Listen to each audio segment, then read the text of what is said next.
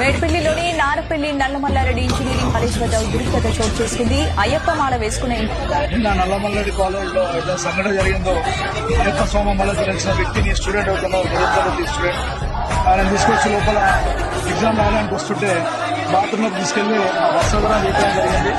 School college uniform వేయాలని చెప్పి అతని బెదిరించి హెచ్చరిస్తే ఆ సందర్భంగా యువమోర్చా గూడెంలో ఈరోజు హిందూ సంఘాలన్నీ కూడా ఇక్కడ నల్లమల్లి కాలేజ్ జరిగింది. అందరూ తెలిసిందే ఈ నల్లమల్లి కాలేజ్ లో ఇదే విధంగా ఎంతోమంది అయ్యప్ప స్వామి ఇబ్బంది పెట్టుకుంటూ గేట్ వరకు ఒకటి ఉంటే లోపలికి వచ్చినాక అయ్యప్ప స్వామిలో నాలుగు తిప్పించేసి వాళ్ళ బట్టలు తిప్పించేసి వాళ్ళగా చేసుకోవడం రావాలని చెప్తుంది.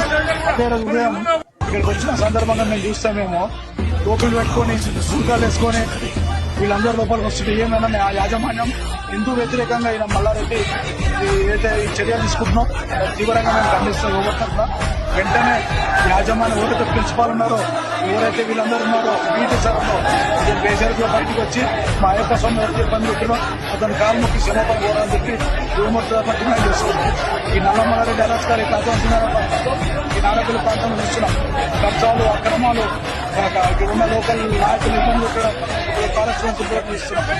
ఎవరైతే అమ్మాయిలు అబ్బాయిలు ఫోటోలు తీసి